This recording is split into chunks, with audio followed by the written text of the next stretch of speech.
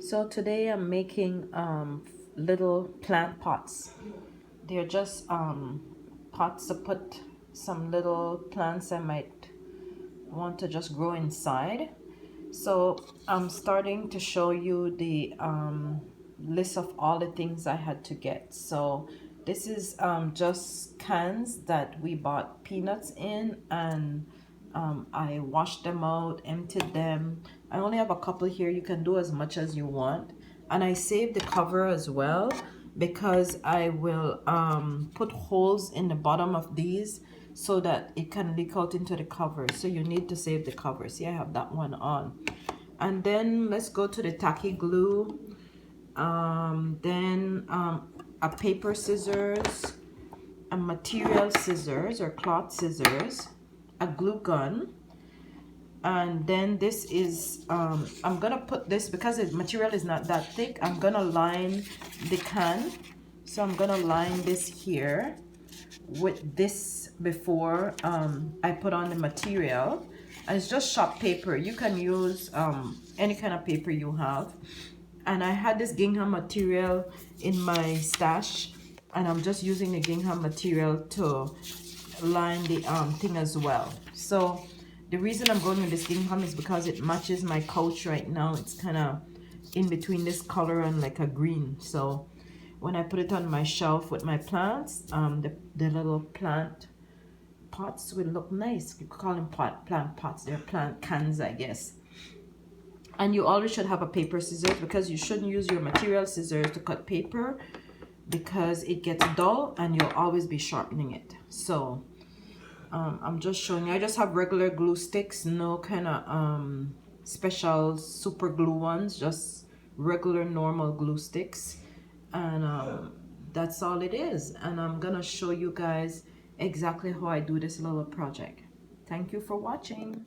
Okay, so as I'm continuing, pretty much I'm gluing and adding the glue and smoothing it out. I guess I don't have to show you just this whole process. You get to see how I look. I love doing this stuff. I was born to arts and craft and knit and crochet and macrame and sew and anything crafty. I'm telling you honestly, I never like to cook. I know myself, I don't like to be in the kitchen. I don't like to cook. I don't mind. I didn't like to do the dishes either, but I've learned that I prefer doing the dishes than cooking. But over the last few years, I have started to do a lot of cooking and experimenting, and I guess I'm enjoying it because I'm experimenting more than just doing the same old every day. My poor husband, he gets to be the guinea pig of anything I make. Today I made muffins. I made this delicious banana dates chocolate chip muffin, and it's made with coconut oil. So there's no nothing in it. This is what they look like. See, they're on the stove behind me on the counter. If you can see here, see. He came and grabbed a few, so I am guessing that they're okay because he didn't say anything yet about it. Anyway, what I wanted to show you here too is after I finish these nice gems and everything here, and some seeds, as I said, these are from Belize, custard apple, there's some sucker ball, some teddy bear. I have these beads. I just made my granddaughter name. These cute little buttons, these are all buttons. You can really do this stuff up with buttons, with whatever you want to do. You can really do it. Sorry, I left the camera, but that's okay. It's not, I'm not a professional. I'm just doing my thing, and I love doing it this way. So see, the can is done, and then what I do, I put on back the the bottom, right? That's what I'm doing here. And I make sure that it doesn't peel off the bottom here. See, it's all on again. See, so, and then I took some of those beads and I put them around here, but really you could do like some buttons if you want. See, the buttons are really cute.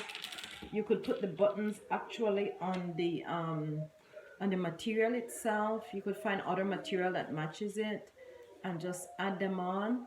There's so much creative stuff you can do. If you have a grandson that loves soccer, put some soccer balls on it for him.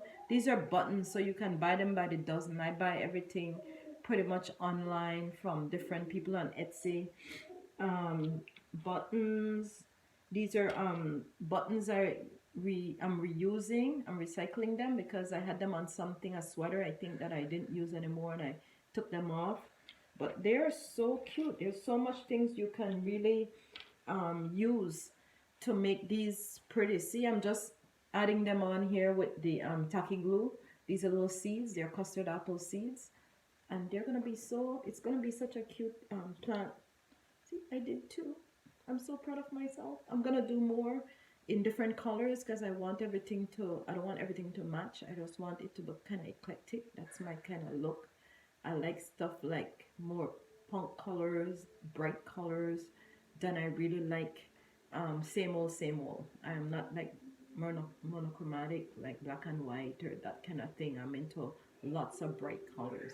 But I'm gonna find a way to cover this bottom. So this is how I was doing this one. I'm gonna find something else to do with this one. As I said, you can add names to it. You can add ribbon if you want around, or lace around the top so they're cute. You can do so much with these. But thank you for watching. I appreciate it. Come back again. I always said I'd do videos, but honestly, the knitting and crocheting videos are not appealing to me. I've seen so many out there. Some are really bad, some are okay, and some are good. And I don't want to fall into that really bad category. So I haven't been really doing knitting and crochet videos. And if I do them, I want them to be more instructional, like tips and tricks, and not just showing you to make a garment or a project from start to finish. That's so boring for me. So come back again and look at Lady D. She's in her kitchen working up a storm. Thank you for watching.